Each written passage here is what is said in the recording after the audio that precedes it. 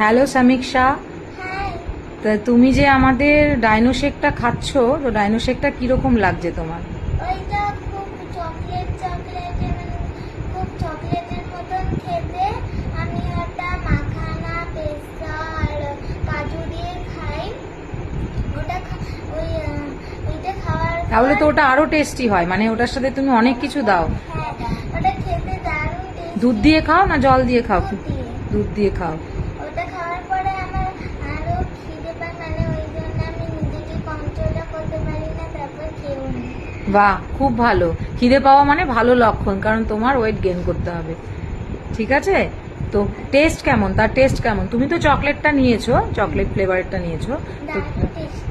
দারুণ টেস্টি। ঠিক, চকলেট কেকের মতন। বাহ, চকলেট কেকের মতো।